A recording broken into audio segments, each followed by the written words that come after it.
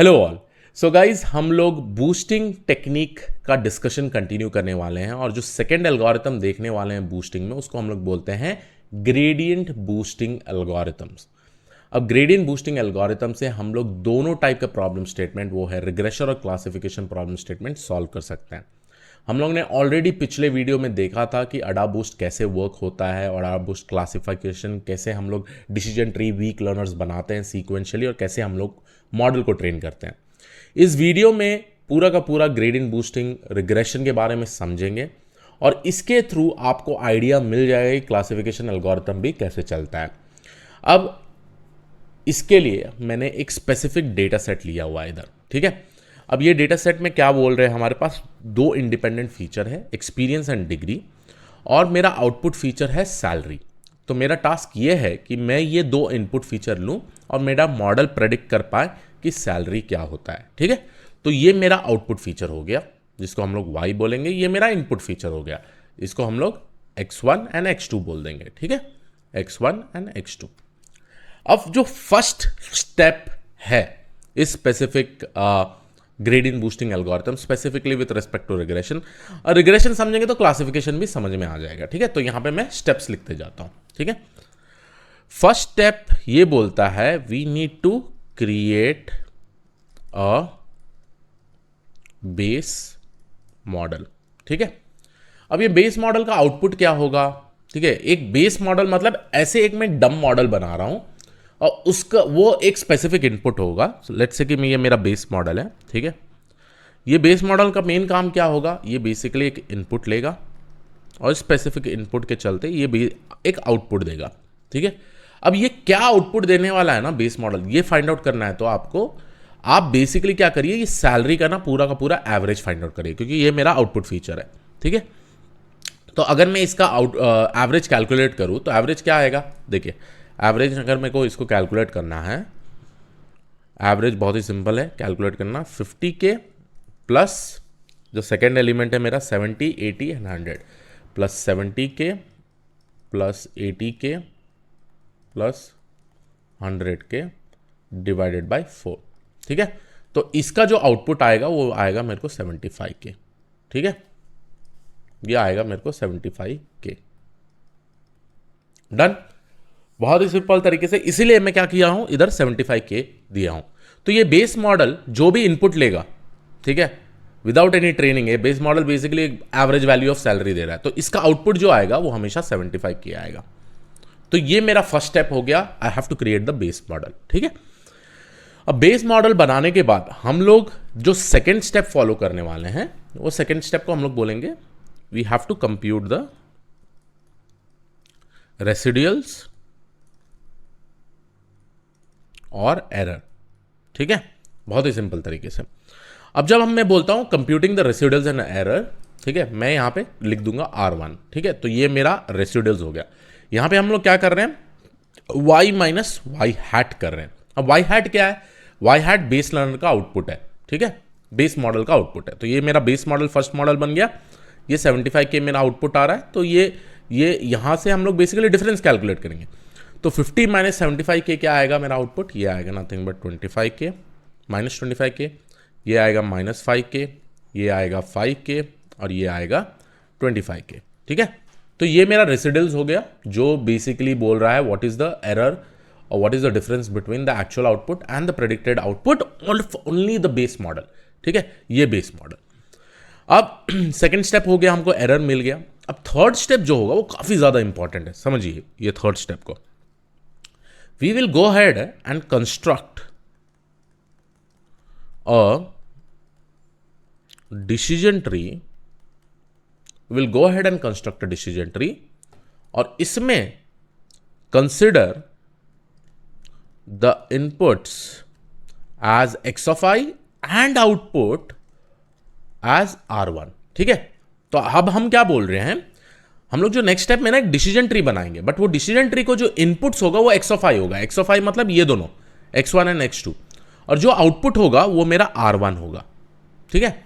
और उस तरीके से हम लोग डिसीजन ट्री बनाएंगे। तो आपको इन शॉर्ट ऐसे दिखेगा, पहला मेरा बेस मॉडल आ गया, ये बेस मॉडल आउटपुट क्या दे रहा है 75। जो नेक्स्ट मॉडल मेरा बनने वाला है, यहां पे इसको हम लोग बोलेंगे डिसीजन ट्री 1।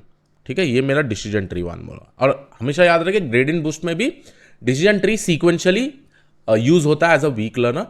और हर एक बूस्टिंग टेक्निक में जो हम लोग टेक्निक्स देखने वाले हैं, जैसे अडा बूस्ट, ग्रेडियंट बूस्ट और एक्सजी बूस्ट, इन सब में हम लोग डिसीजन ट्री ही यूज करेंगे, राइट। तो डिसीजन ट्री ही यूज होता है, मैं पर्पसली नहीं यूज कर रहा हूँ, डिसीजन ट्री यूज होते हैं। ठीक है, तो यहाँ पे हम लोग जो बनाएंगे decision tree to its complete depth बना देंगे। ठीक है, अडा बूस्ट में हम लोग स्टम्प बनाते थे। ठीक है, लेट्स से कि ये मेरा पूरा डेप्थ में आ गया। तो ये हो गया मेरा डिसीजन ट्री 1। अब यहाँ पे डिसीजन ट्री 1 में मेरा जो इनपुट्स है वो क्या है, एक्स ऑफ आई, और जो आउटपुट है वो होगा मेरा R1। ठीक है, x of i R1। X of i क्या है, मेरे 2 experience and degree, and R1 is nothing but this. ठीक है, अब क्या होगा, ये पूरे डेटा पॉइंट्स है ना, पूरे डेटा पॉइंट्स से डिसीजन ट्री में ट्रेन हो जाएंगे। ठीक है, अब कभी भी मैं ये रिकॉर्ड पास करूं, लेट्स से कि मैं ये रिकॉर्ड पास कर रहा हूं, ठीक है, तो ऑब्वियसली जब हम ये मॉडल को ट्रेन कर दिए हैं तो ये क्या करेगा, जो नेक्स्ट स्टेप है ये हम लोगों का प्रेडिक्ट करेगा द न्यू R2। ठीक है, अब हम लोग का डिसीजन ट्री बेसिकली प्रेडिक्ट करेगा R2 का वैल्यू। R2 मतलब रेसिडुअल का वैल्यू। जब मैं इनपुट एक्सपीरियंस और डिग्री और आउटपुट R1 दे रहा हूं, अब मैं कोई भी इनपुट यहां पे दूं तो मेरे को जो प्रेडिक्शन आने वाला है वो प्रेडिक्टेड रेसिडुअल ही आएगा ना, तो उसलिए मैं इसको लिख रहा हूं प्रेडिक्टेड R2। ठीक है, अब जब समझिए एक बार मैं ट्रेन कर देता हूं एक्सपीरियंस और डिग्री और R1 के साथ, तो ऑब्वियसली मैं जब प्रेडिक्शन करूंगा तो मेरे को कहीं ना कहीं इसके आसपास ही आएगा वैल्यूज रेसिडुअल। तो यहाँ पे लेट्स से मेरे को आता है 23 के, मैं ये अज्यूम कर रहा हूँ। ठीक है, मेरा डिसीजन ट्री ये बेसिकली आउटपुट दे रहा है, और उसके बाद ये मेरा -3 के कर दिया, ये 3 कर दिया, ये 20 के कर दिया, ऐसे कुछ आउटपुट आ रहा है मेरा ये पर्टिकुलर डिसीजन ट्री से, ये जो डिसीजन ट्री से बना हुआ है। ठीक है, बट ओवरऑल आउटपुट कैसे कैलकुलेट करूंगा मैं, ओवरऑल जो मेरा वाई हैट है, ओवरऑल जो आउटपुट है मेरा वाई हैट, ये दोनों मॉडल को लेके मैं कैसे कैलकुलेट करूंगा। ठीक है, अब ये समझते हैं। ठीक है, अब लेके मेरा जब भी नया रिकॉर्ड यहां से जाता है, न्यू रिकॉर्ड जब भी यहां पे जाता है, तो फर्स्ट वाला कहां पर आएगा मेरा प्रेडिक्टेड आउटपुट। लेट्स से कि मैं फर्स्ट रिकॉर्ड दे दिया। ठीक है, प्रेडिक्टेड आउटपुट। अब देखिए प्रेडिक्टेड आउटपुट कैसे कैलकुलेट होगा। मैंने ये रिकॉर्ड पास कर दिया, लेट्स से 2 एक्सपीरियंस 2 है, बी डिग्रीज बी है, और मेरा प्रेडिक्टेड R2 जो ये है -23 के है। ठीक है, ये 3 चीज़ है। ठीक है, ये देखिए प्रेडिक्टेड R2 तो मैंने डिसीजन ट्री से निकाला है, अब मेरे को फाइनल आउटपुट कैलकुलेट करना है। ठीक है, ये दोनों मॉडल को यूज करके। ठीक है, तो मैंने यहाँ पे क्या किया, फर्स्ट रिकॉर्ड पास किया 2, डिग्री में B है, अब प्रेडिक्टेड R2 मेरा जो आ रहा है -23 के आ रहा है। अब जो फर्स्ट आउटपुट है मेरा बेस मॉडल का वो क्या आएगा, वो बेसिकली आएगा 75 के। ठीक है, अब प्लस करूंगा, प्लस करने के बाद ये डिसीजन ट्री का आउटपुट क्या है, वही सेम रिकॉर्ड के लिए देखिए वो डिसीजन ट्री का आउटपुट क्या है, -23 के है, तो यहां पे मैं जाके लिखूंगा -23। ठीक है, अब जो मेरा ये वैल्यू आ रहा है, ठीक है, ये आउटपुट है डिसीजन ट्री 1 का। ठीक है, ये आउटपुट है मेरा बेस मॉडल का, एंड बाय डिफॉल्ट ये 75 ही देगा। तो यहां पे मैं लिखता हूं 75 - 23। ठीक है, और तो यहां कैलकुलेट हो जाएगा मेरा 52, है ना। तो ये मेरा आउटपुट है फॉर द फर्स्ट रिकॉर्ड। ठीक है, for the first record after training this 2 sequential model, एक है मेरा बेस मॉडल, एक है मेरा डिसीजन ट्री 1। अब जो ये प्रेडिक्टेड आउटपुट आ रहा है 52, और जो रियल आउटपुट है आपका सैलरी 50 के, डिफरेंस बहुत कम है, तो इसका मतलब बहुत ही बढ़िया चीज़ है यार, है ना। मेरे को टेंशन नहीं हो रहा है, मेरे को फर्स्ट ही एक ही मॉडल यूज़ करने, एक ही सीक्वेंशियल मॉडल यूज़ करने से मेरे को आउटपुट करेक्ट आ रहा है। ठीक है, बट यहाँ पे एक प्रॉब्लम है गाइस, ये वाला सिनेरियो को हम लोग बेसिकली बोलेंगे ओवरफिटिंग। ठीक है, ओवरफिटिंग है, क्योंकि इतना जल्दी आपको राइट आउटपुट नहीं आना चाहिए। ओवरफिटिंग मतलब ट्रेनिंग एक्यूरेसी के लिए बहुत ही हाई एक्यूरेसी देगा, बट जब भी हम न्यू डेटा लेंगे ना, तो टेस्ट एक्यूरेसी के later on after the model is deployed, तब वहां पे वो प्रॉब्लम हो सकता है। तो इसीलिए हम लोग थोड़े चेंजेस करेंगे, और यहाँ पे ग्रेडियंट बूस्टिंग में हम लोग प्रेडिक्टेड आउटपुट डायरेक्टली ये मॉडल का वैल्यू लेके नहीं कैलकुलेट करते हैं। हम लोग बेस लर्नर तो यूज़ करेंगे 75। ठीक है, बेस मॉडल का आउटपुट 75 है, और मेरा फर्स्ट डिसीजन ट्री का आउटपुट -23 है, बट उसके अलावा मैं एक और पैरामीटर यूज़ करने वाला हूँ जिसको हम लोग बोलते हैं अल्फ़ा।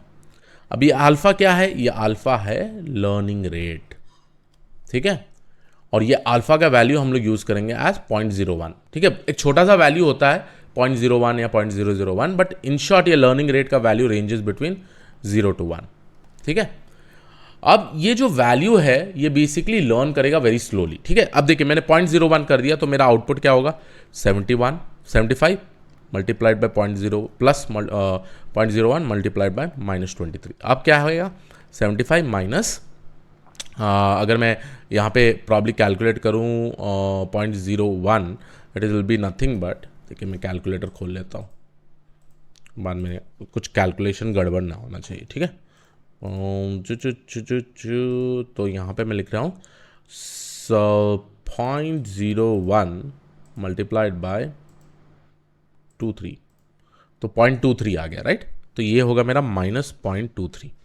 ठीक है, अब यहाँ पे मैं क्या कर सकता हूँ 75 माइनस 0.23। ठीक है, तो यहाँ पे मेरा जो आउटपुट आ रहा है 74.77। तो यही जो आउटपुट है हम लोग यहाँ पे लिखेंगे, जो मेरा नेक्स्ट y हैट होगा 74.77, है ना। अब देखिए ये ओवरफिटिंग नहीं हो रहा है क्योंकि ये और ये इसका वैल्यू काफी ह्यूज है। अनलेस एंड अनटिल हम एक long decision tree, sequential decision tree नहीं बनाएंगे, ये वैल्यू नियर टू नियर नहीं आना चाहिए। ठीक है, सो इन शॉर्ट मैं ये बोल रहा हूं, जैसे जैसे हम लोग ट्रीज को बड़ा करते जाएंगे ना, इसका जो रेसिडुअल का डिफरेंस है आप देखिएगा कम होते जाएगा। यहां पर देख सकते हैं -25 के था, अब यहां पर देखिए आप -23 के था, और जैसे डिसीजन ट्री ऐड करते जाएंगे ना ये R2 कम होते जाएगा। तो उस तरीके से हम लोग ये ओवरफिटिंग प्रॉब्लम सॉल्व कर रहे हैं। अब ये हो गया मैंने 74.77। ठीक है, अब चलिए ये वाला देखिए। ठीक है, अब मैं नेक्स्ट वाला में क्या करता हूं, यहाँ पे हम लोग जाते हैं नेक्स्ट मॉडल क्रिएट करने के लिए। इतना तो हो गया, ठीक है, 74.77। अब नेक्स्ट रिकॉर्ड को भी मेरे को कैलकुलेट करना है, तो कैसे, अगर मैं ये रिकॉर्ड पास कर रहा हूं तो कैसे कैलकुलेट होगा मेरा प्रेडिक्टेड आउटपुट। देखिए मेरा प्रेडिक्टेड आउटपुट यहाँ पे आएगा फॉर द सेकेंड रिकॉर्ड। ठीक है, फॉर द सेकेंड रिकॉर्ड तो फर्स्ट मेरे को 75 तो आएगा ही, प्लस अल्फा ही आएगा। जो मेरा प्रेडिक्टेड R2 है उस स्पेसिफिक रिकॉर्ड के लिए है -3 के, तो यहां पे जाके मैं -3 के लिख दूंगा। ठीक है, -3 के लिख दूंगा। अब देखिए सेम वही कैलकुलेशन, यहां पे मैंने लिख दिया 75 प्लस 0.01 मल्टीप्लाइड बाय -3, है ना। तो यहां पे जो आएगा मेरा 75 माइनस 0.03। ठीक है, अब जब मैं जाके कैलकुलेटर देख लूं तो क्या आएगा मेरा वैल्यू, 75 माइनस 0.03, तो ये आ गया मेरा 74.97। ठीक है, तो जो मेरा सेकेंड आउटपुट है वो क्या होगा 74.97, है ना। तो अब 74.97 और 70 के उसमें भी डिफरेंस है, तो जैसे जैसे हम लोग डिसीजन ट्री बनाते जाएंगे ये रेसिडुअल कम होते जाएगा। ऐसे ही सर हर एक चीज का हम लोग कैलकुलेट करेंगे। अब जो नेक्स्ट स्टेप होगा हम लोग क्या करेंगे, R3 कैलकुलेट करेंगे, जो मेरा रेसिडुअल 3 होगा। अब उसमें मैं इनपुट ये लूंगा और ये मेरा आउटपुट होगा। तो इस सैलरी से जब हम इसका डिफरेंस कैलकुलेट करेंगे, देखिए 50 के माइनस 74.77, तब अगर इन दोनों का डिफरेंस कैलकुलेट करेंगे तो क्या आएगा 50 के माइनस 74.77, तो यहां आ गया मेरा -24.77। ठीक है, तो यहां मेरा R3 आ गया -24.77। ऐसे ही करके मैं 70 के माइनस ये कर दूंगा तो यहां आ जाएगा मेरा -4.97। ऐसे ही करके सारा कैलकुलेट करूंगा मैं। ठीक है, अब जब मेरा नेक्स्ट डिसीजन ट्री होगा, नेक्स्ट डिसीजन ट्री जो कंस्ट्रक्ट होगा, ये मैंने इनपुट लेना है इस तरीके से ही। ठीक है, ये अब मेरा नेक्स्ट स्टेप में नेक्स्ट डिसीजन ट्री कंस्ट्रक्ट होगा, राइट। तो अब डिसीजन ट्री 1 में हम लोग ने X1 और R1 लिया था, राइट। अब जो नेक्स्ट डिसीजन ट्री कंस्ट्रक्ट होगा ऐसे ही कंटिन्यू होते जाएगा। ठीक है, और यहां भी मेरा डिसीजन ट्री कंस्ट्रक्ट होगा ही होगा, बट यहां पे हम लोग इनपुट्स क्या लेंगे, यहां पे हम लोग इनपुट्स लेंगे, ये मेरा डिसीजन ट्री 2, यहां पे इनपुट्स लेंगे x ऑफ i, और जो मेरा प्रेडिक्टेड आउटपुट क्या है रेसिडुअल R3, है ना। तो हम लोग स्पेसिफिकली R3 अब यहां पर लेने वाला है एज माय आउटपुट फीचर। ठीक है, तो इस तरीके से हम लोग डिसीजन ट्री कंटिन्यूअसली क्रिएट करते जाएंगे। ठीक है, पहले डिसीजन ट्री 1 लिया, X1 निकाला, मेरे इनपुट्स X1 X2 मतलब ये वाले जो इनपुट्स है मेरे इनपुट फीचर, बाद में हम लोग ने फर्स्ट R1 ले लिया था, उसके बाद हम लोग ने प्रेडिक्ट किया था R2, उसके बाद हम लोग ने इन दोनों का डिफरेंस के हिसाब से y हैट कैलकुलेट किया था पूरा का पूरा, है ना। अब उसके बाद हम लोगों को R3 मिला। अब मैं क्या करने वाला, इनपुट्स लूंगा x1 x2 और R3 एज मैं आउटपुट लूंगा और मेरा नेक्स्ट डिसीजन ट्री कंस्ट्रक्ट करूंगा और ऐसे ही सीक्वेंशियली हम लोग कंटिन्यू करते जाएंगे। तो अगर मैं मैथमेटिकल फॉर्मूला, मैथमेटिकल फंक्शन का बात करूं यहाँ पे, सो mathematical function is all about, आपको तो पता है डिसीजन ट्री कैसे कंस्ट्रक्ट करते हैं, इतना तो आई होप बहुत सारा क्लियर होगा, राइट।